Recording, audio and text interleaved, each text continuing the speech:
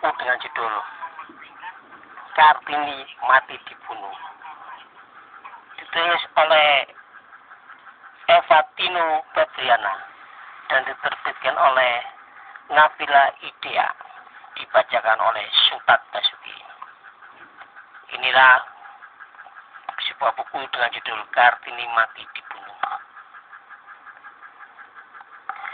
Di samping itu, kondisi sosial masyarakat Indonesia juga tidak lebih baik. Kondisi ekonomi terutama secara umum boleh dikatakan masih sangat memprihatinkan. Mata pencarian penduduk masih terkonsentrasi pada lapangan pertanian dan perladangan. Bahkan ekspor dan komoditas pertanian kebanyakan dan memang dengan sengaja dikuasai oleh Belanda. Menurut Van Huysken, proses pemiskinan penduduk pribumi Indonesia, terutama di Jawa, adalah mulai sejak pemberlakuan kultur strusel atau tanam paksa pada tahun 1830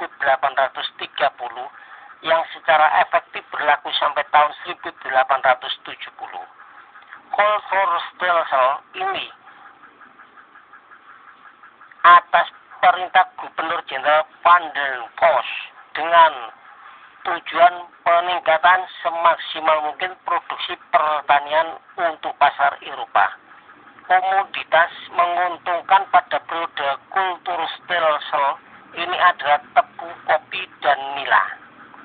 Pada masa periode berikutnya, yaitu sejak 1870 sampai menjelang politik etis, pemerintah Belanda tergantung mengadakan onderneming atau usaha perkebunan, terutama dalam hal tanaman tebu dan kopi.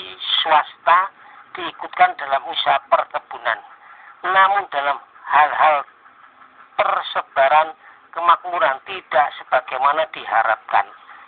Pengusaha perkebunan tetap sedikit dan biasanya justru berafiliasi dengan pemerintah kolonial. Sementara itu pekerja kasar jauh lebih besar dan upah kasar di onderneming tersebut kebanyakan tidak menjanjikan hidup layak dan juga tidak bermasa depan. Sementara itu, kalau mereka ingin menggarap tanah sendiri, lahannya tidak ada dan kalau ada tentu relatif sangat sempit.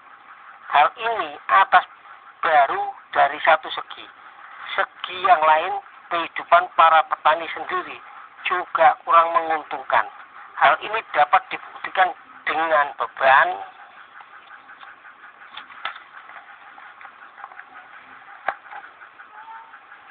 pajak dengan beban pajak yang harus ditanggung oleh masyarakat, dan sementara itu modernisasi pertanian untuk meningkatkan pendapatan petani tidak pernah dilakukan. Akibatnya terjadi ketimpangan antara besarnya pendapatan real para petani dengan keharusan mengeluarkan uang untuk membayar pajak. Kondisi seperti ini dengan sendirinya sudah sekali memicu ketidakpuasan masyarakat dan pada akhirnya mudah pula berujung menjadi kerusuhan sosial dan tidak kecil kemungkinan memuncak berbentuk pemberontakan bersenjata. Studi Dr.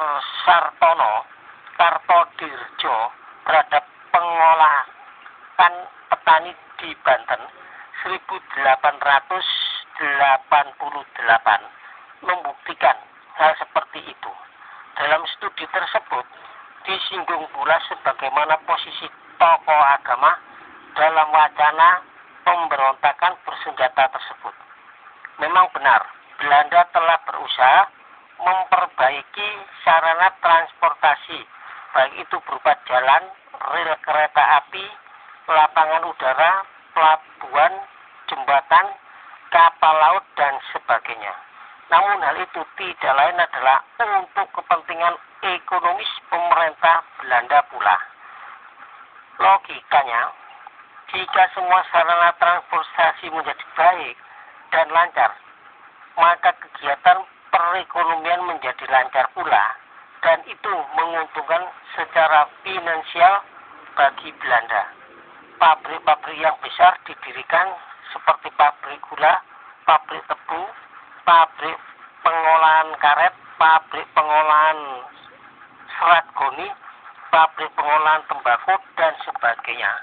Dan ini semuanya sangat menguntungkan pemerintah Belanda, terutama untuk bahan ekspor.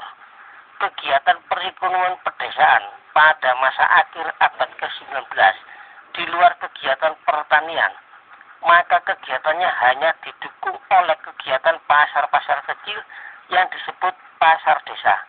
Di pasar-pasar itulah para petani dan pedagang kecil melakukan transaksi, antara lain menyangkut hasil-hasil pertanian, di samping perdagangan bumbu dapur, barang kelontong, dan keperluan rumah tangga yang lain. Di dalamnya juga kadang-kadang untuk memperdagangkan hasil-hasil industri keluarga, home industry, seperti anyaman-anyaman, kerajinan, gerabah, pecah belah dari tanah liat, dan sebagainya.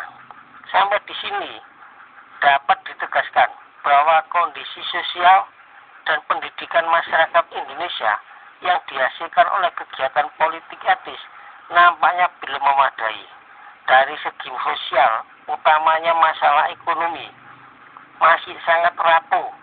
Pada hakikatnya, perbaikan ekonomi yang ada bukan untuk masyarakat, melainkan pemerintah Belanda yang diuntungkan. Dari segi pendidikan juga belum menunjukkan hal yang mengembirakan, apalagi sampai derajat memadai. Pendidikan yang dilaksanakan dalam program politik etis itu hanya sampai memberikan hasil tersedianya tenaga birokrat baru, dan itu pun pada level rendahan, kebanyakan untuk direkrut dalam sistem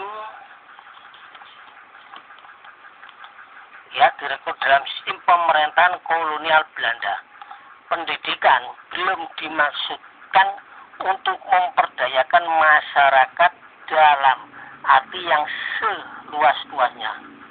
Pada masa politik etis itulah Kartini lahir, sebagaimana sebenarnya lika-liku kehidupan Kartini.